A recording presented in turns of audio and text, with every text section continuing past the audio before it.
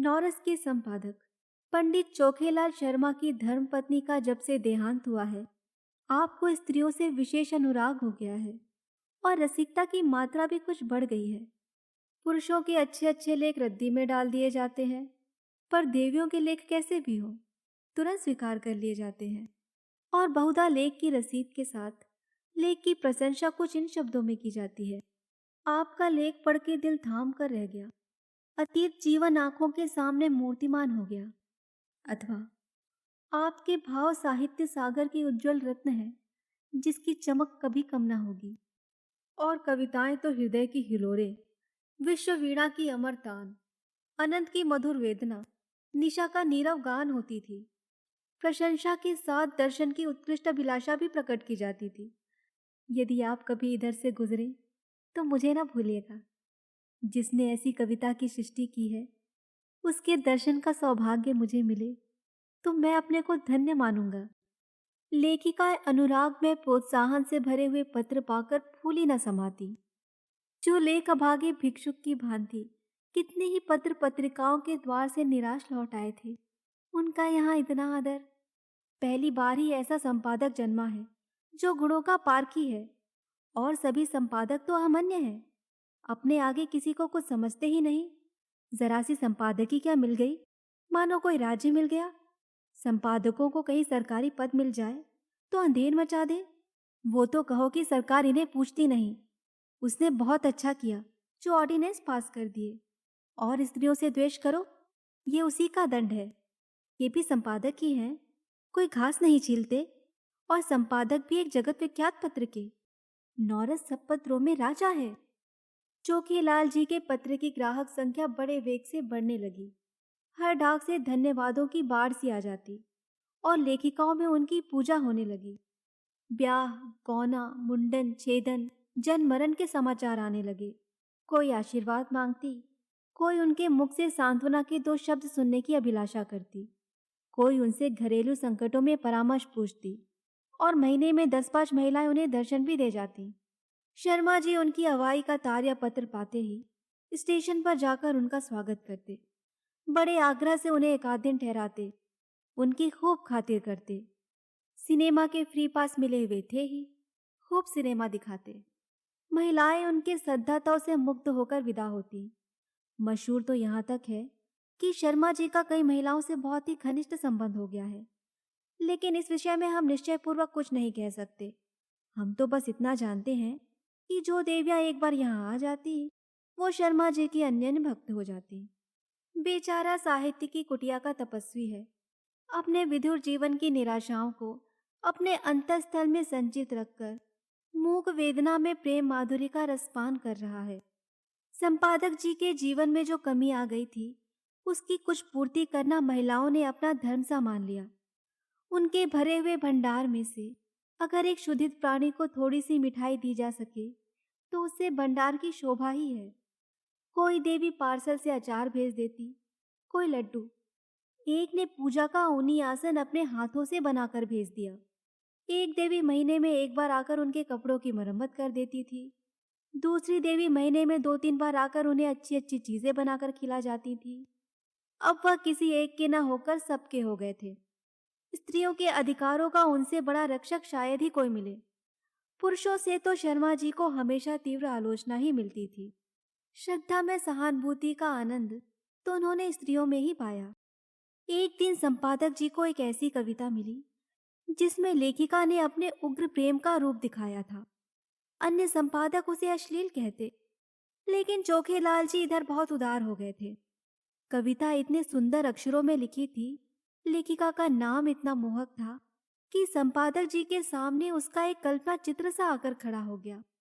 भावुक प्रकृति, कोमल गाल, याचना भरे नेत्र, बिंबधर, चंपई रंग, अंग अंग में चपलता भरी हुई, पहले गोंद की तरह शुष्क और कठोर और आर्द्र होते ही चिपक जाने वाली।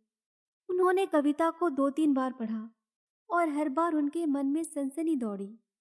क्या समझते हो, मुझे छोड़कर भाग जाओगे? भाग सकोगे? मैं तुम्हारे गले में हाथ डाल दूंगी, मैं तुम्हारी कमर में करपाश कस दूंगी, मैं तुम्हारा पाँव पकड़कर रोक लूंगी, तब उस पर सिर रख दूंगी। क्या तुम समझते हो मुझे छोड़कर भाग जाओगे? छोड़ सकोगे? मैं तुम्हारे अधरों पर अपने कपोल चिपका दूंगी। उस प्याले में जो मादक सुधा है, उसे पीकर तुम मस्त हो जाओगे और मेरे पैरों पर सिर रख दोगे।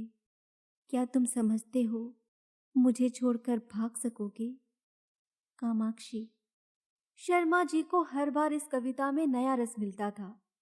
उन्होंने उसी क्षण कामाक्षी देवी के नाम ये पत्र लिखा। आपकी कविता पढ़कर मैं कह नहीं सकता मेरे चित्त की क्या दशा हुई। हृदय में एक ऐसी तृष्णा जाग उठी है जो मुझे भस्म किए डालती है।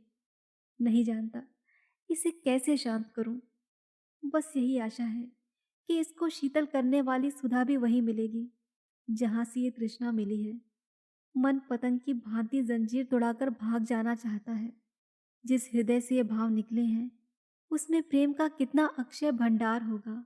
उस प्रेम का जो अपने को समर्पित कर देने में ही आनंद पाता है।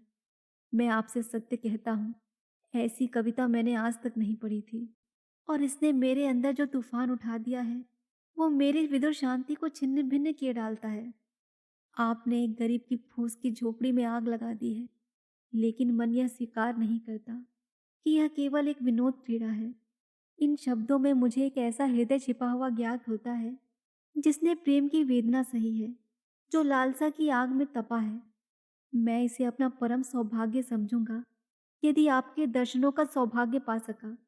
यह कुटिया अनुराग की भेंट लिए आपका स्वागत करने को तड़प रही है। सब प्रेम। तीसरे ही दिन उत्तर आ गया।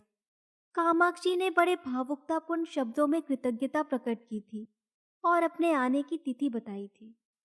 आज कामाक्षी का शुभागमन है। शर्मा जी ने प्रातःकाल हजामत बनवाई, साबुन और बेसन से स्नान किया। महीन खद्दर की धोती, पोकटी का ढीला चुन्नटदार कुर्ता, मलाई रंग की रेशमी चादर, इस ठाट से आकर कार्यालय में बैठे कि सारा दफ्तर गमक उठा। दफ्तर की भी खूब सफाई करा दी गई थी। बरामदे में गमले रखवा दिए गए थे। मेज पर गुलदस्ते सजा दिए गए थे। गाड़ी 9 बजे आती है, अभी 8:30 बजे हैं। 9:30 बजे तक वो यहाँ आ जाएगी। इस परेशानी में कोई काम ही नहीं हो रहा। बार बार घड़ी की ओर ताकते हैं, फिर आईने में अपनी सूरत देखकर कमरे में टहलने लगते हैं। मूंछों में 2-4 बाल पके हुए नजर आ रहे हैं। उन्हें उखाड़ फेंकने का इस समय कोई साधन नहीं है। कोई हर्ज नहीं, इससे रंग कुछ और ज्यादा जमेगा। प्रेम जब श्रद्धा के साथ आता है तो वो एक ऐसा मेहमान हो जाता है जो उपहार लेकर आता है। युवकों का प्रेम खर्चीली वस्तु है, लेकिन महात्माओं का या महात्मापन के समीप पहुंच चुके लोगों का प्रेम उल्टे और कुछ दे जाता है। युवक जो रंग बहुमूल्य उपहारों से जमाता है, वो महात्मा या अर्ध महात्मा लोग केवल आशीर्वाद से जमा लेते हैं। ठीक 9:30 बजे चपरासी ने आकर एक कार्ड दिया। लिखा था, कामाक्षी। शर्मा जी ने देवी जी को लाने की अनुमति देकर एक बार फिर आईने में अपनी सूरत देखी और एक मोटी सी पुस्तक पढ़ने लगे, मानो स्वाध्याय में तन्मय हो गए हों। एक क्षण में देवी जी ने कमरे में कदम रखा। शर्मा जी को उनके आने की खबर न हुई। देवी जी डरते डरते समीप आ गई। तब शर्मा जी ने चौंक कर सिर उठाया, मानो समाधि से जाग पड़े हों, और खड़े होकर देवी जी का स्वागत किया। हाँ, मगर ये वो मूर्ति न थी जिसकी उन्होंने कल्पना कर रखी थी। ये एक काली, मोटी, अधेड़, चंचल औरत थी जो शर्मा जी को इस तरह घूर रही थी मानो उन्हें पी जाएगी। शर्मा जी का सारा उत्साह, सारा अनुराग ठंडा पड़ गया। वो सारी मन की मिठाइयाँ जो वो इतने महीनों से खा रहे थे, पेट में शूल की भांति चुभने लगी। कुछ कहते सुनते ना बना, केवल इतना बोले, संपादकों का जीवन बिल्कुल पशुओं का जीवन है। सिर उठाने का समय ही नहीं मिलता। उस पर कार्याधिक्य से इधर मेरा श्वास भी बिगड़ रहा है। रात ही से सिर दर्द से बेचैन हूँ। बताइए, क्या खातिर करूं? कामाक्षी देवी के हाथ में एक बड़ा सा पुलिंदा था। उसे मेज पर पटक कर रुमाल से मुंह पोंछकर मृदु स्वर में बोली, ये तो आपने बड़ी बुरी खबर सुनाई। मैं तो एक सहेली से मिलने जा रही थी। सोचा रास्ते में आपके दर्शन करती चलूं। लेकिन जब आपका स्वास्थ्य ठीक नहीं है, तो मुझे यहाँ कुछ दिन रहकर आपका स्वास्थ्य सुधारना पड़ेगा।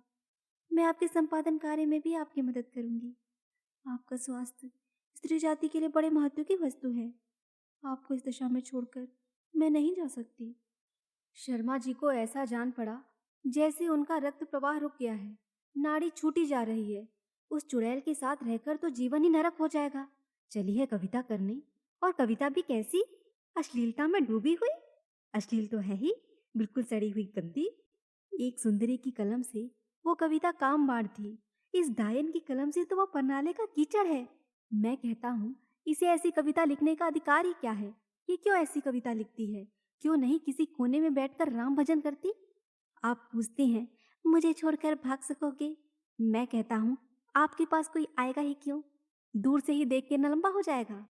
कविता क्या है जिसका न सिर है न पैर, मात्राओं तक का तो इसे ज्ञान नहीं है, और कविता करती हैं। कविता अगर इस काया में निवास कर सकती है तो फिर गधा भी गा सकता है, ऊंट भी नाच सकता है। इस रांड को इतना भी नहीं मालूम कि कविता करने के लिए रूप और यौवन चाहिए, नजाकत चाहिए, नफासत चाहिए। भूतनी सी तो आपकी सूरत है, रात को कोई देख ले तो डर जाए, और आप उत्तेजक कविताएं लिखती हैं। कोई कितना ही शुद्धातुर हो तो क्या गोबर खा लेगा? और चुड़ैल इतना बड़ा पोथा साथ लेकर आई है, इसमें भी परनाले का गंदा कीचड़ होगा। उस मोटी पुस्तक की ओर देखते हुए बोले, नहीं नहीं, मैं आपको कष्ट नहीं देना चाहता। वो ऐसी कोई बात नहीं, 2-4 दिन के विश्राम से ठीक हो जाएगा। आपकी सहेली प्रतीक्षा करती होंगी। आप तो महाशय जी संकोच कर रहे हैं। मैं 10-5 दिन बाद भी चले जाऊंगी तो कोई हानि ना होगी। इसकी कोई आवश्यकता नहीं देवी जी। आपके मुंह पर तो आपकी प्रशंसा करना खुशामद होगी, पर जो सज्जनता मैंने आप में देखी वो कहीं नहीं पाई। आप पहले महानुभाव हैं जिन्होंने मेरी रचना का आदर किया, नहीं तो मैं निराश ही हो चुकी थी। आपके प्रोत्साहन का यह शुभ फल है कि मैंने इतनी कविताएं रच डाली। आप इनमें से जो चाहे रख ले। मैंने एक ड्रामा भी लिखना शुरू कर दिया है, उसे भी शीघ्र ही आपकी सेवा में भेजूंगी। कहिए तो 2-4 कविताएं सुनाऊं। ऐसा अवसर मुझे फिर कब मिलेगा? ये तो नहीं जानती कि कविताएं कैसी हैं, पर आप सुनकर प्रसन्न होंगे। बिल्कुल उसी रंग की हैं। उसने अनुमति की प्रतीक्षा न की, तुरंत पोथा खोलकर एक कविता सुनाने लगी। शर्मा जी को ऐसा मालूम होने लगा जैसे कोई भिगो भिगो कर जूते मार रहा है। कई बार उन्हें मतली आ गई, जैसे 1000 गधे कानों के पास खड़े अपना स्वर अलाप रहे हों। कामाक्षी के सर में कोयल का माधुर्य था, पर शर्मा जी को इस समय वो भी अप्रिय लग रहा था। सिर में सचमुच दर्द होने लगा था। ये कभी टलेगी भी, या यूं ही बैठी सिर खाती रहेगी? इसे मेरे चेहरे पे आ रहे मनोभावों का भी ज्ञान नहीं हो रहा। इस पर आप कविता करने वाली हैं। इस मुंह से तो महादेवी या सुभद्रा कुमारी की कविताएं भी घृणा उत्पन्न करेंगी। आखिर ना रहा गया, बोले, आपकी रचनाओं का क्या कहना। आप ये संग्रह यहीं छोड़ जाएं, मैं अवकाश में पढ़ूंगा। इस समय तो बहुत काम है। कामाक्षी ने दयाद्र होकर कहा, आप इतना दुर्बल स्वास्थ्य होने पर भी इतना व्यस्त रहते हैं, मुझे आप पर दया आती है। आपकी कृपा है। आपको कल अवकाश रहेगा? जरा मैं अपना ड्रामा सुनाना चाहती हूँ। खेद है, कल मुझे प्रयाग जाना है, तो मैं भी आपके साथ चलूं? गाड़ी में सुनाती चलूंगी। कुछ निश्चय नहीं है किस गाड़ी से जाना है। आप लौटेंगे कब तक? ये भी निश्चय नहीं है। और टेलीफोन पर जाकर बोले, हेलो, नंबर 77। कामाक्षी ने आधे घंटे तक उनका इंतजार किया, मगर शर्मा जी एक सज्जन से ऐसी महत्व की बातें कर रहे थे जिसका अंत ही होने न पाता था। निराश होकर कामाक्षी देवी विदा हुई और शीघ्र ही आने का वादा कर गई। शर्मा जी ने आराम की सांस ली और उस पोथे को उठाकर रद्दी में डाल दिया, और जले हुए दिल से आप ही आप कहा, ईश्वर न करे कि फिर तुम्हारे दर्शन हो। कितनी बेशरम है, उल्टा कहीं की। आज इसने सारा मजा किरकिरा कर दिया। फिर मैनेजर को बुलाकर कहा, कामाक्षी की कविता नहीं जाएगी। मैनेजर ने स्तंभित होकर कहा, फॉर्म तो मशीन पर है, कोई हर्ज नहीं, फॉर्म उतार लीजिए। बड़ी देर होगी, होने दीजिए, ये कविता नहीं जाएगी।